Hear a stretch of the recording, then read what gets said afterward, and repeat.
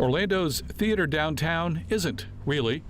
It landed uptown when a group called the Tropical Theater had to relocate and changed its name.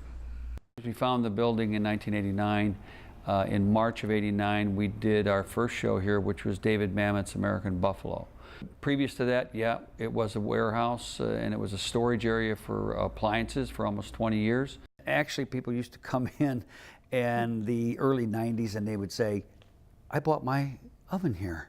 Frank and Fran Hilgenberg, the artistic director and the business manager, should know they've been there since the beginning. And just what did that take? Faith. It takes a lot of faith to start a theater. Yeah, insanity, really. Let's face it, you have to be willing to go into a lot of debt. Yeah, to be insane enough to go into debt. They've seen a lot of changes. When we started here, I think that we were probably the only non-profit community theater that existed.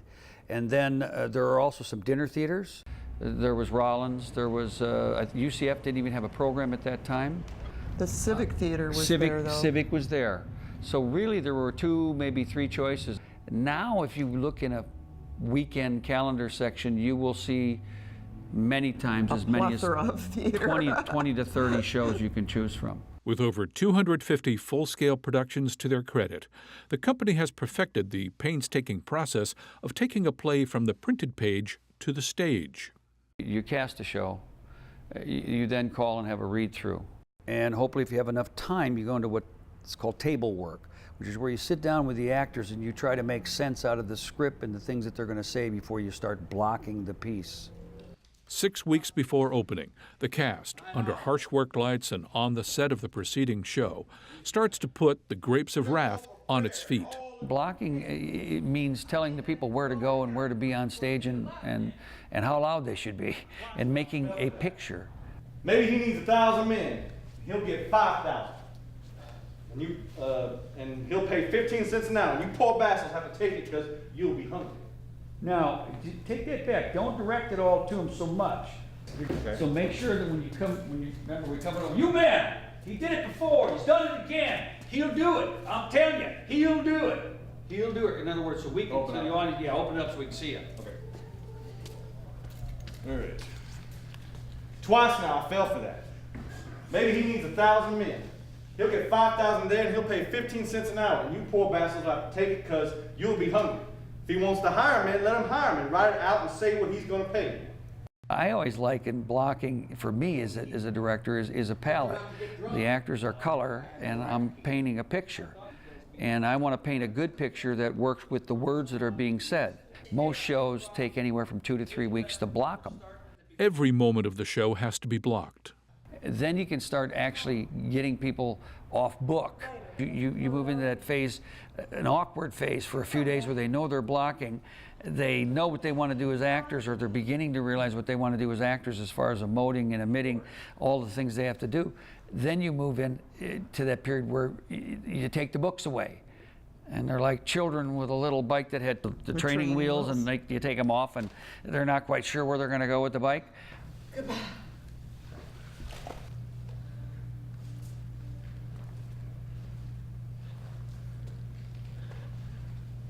Goodbye. What happens then is you repeat and repeat and repeat and then run it. While the actors develop their characters, another group of performers gets together.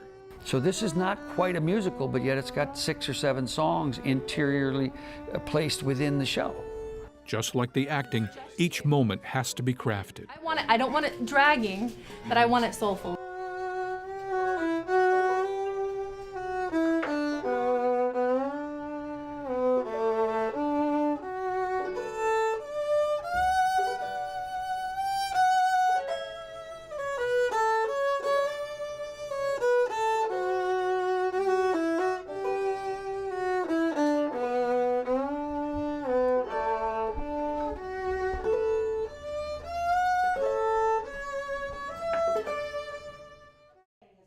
Through the next week, the cast continue to wean themselves from the script, exploring the thoughts and emotions of their own characters. Come on, man!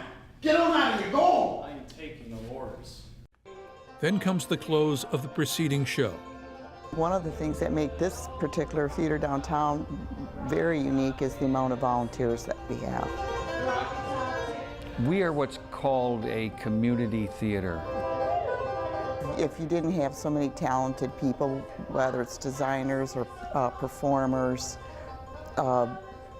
backstage techs, we wouldn't have survived.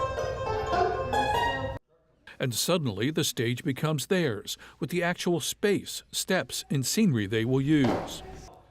It means a lot of adjustment and setting interactions with others on stage. Okay, where's that coming from? There, Aaron, up on the platform, guys. All right, go ahead. Sure, we was sharecropping. You used to own the place. Same as us.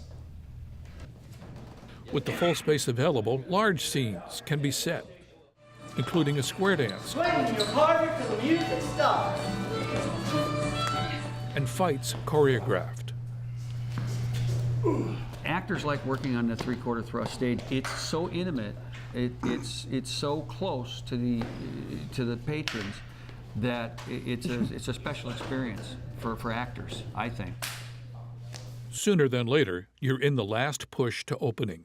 And then you get into Hell Week, and then the lighting designer comes in and he begins to set the cues, build the cues. Then you have a cue to cue where everybody comes in and you do all the cues and they just walk from scene to scene. Used cars! Good used cars! Cheap transportation! Used cars! Okay, now here's... And that night, you do a run-through. You hope. You hope. Because that's when the actors begin to create Evolve. and evolve into the characters completely. The books are out of their hands. They're now using props, But they're living Creating lives and creating characters. characters. And that's creating a story. that's to me the time when it all starts clicking. When all those elements come together. But the bottom line is it's a lot of work to get the magic. You have to have the willingness to prepare to win, or to put in those grueling hours. Everybody has and- the willingness to win. Yeah, everybody wants their- to win. Everybody wants to have, you know, But is sold-out everybody shows and- willing to put in the work it takes to win?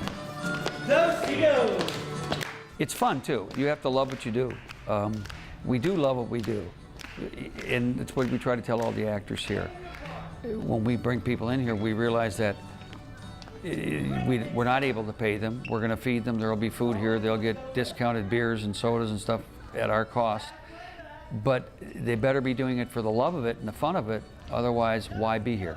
Why, indeed. It's so rewarding, not necessarily financially, but it's so rewarding in your soul that I wouldn't give it up for anything.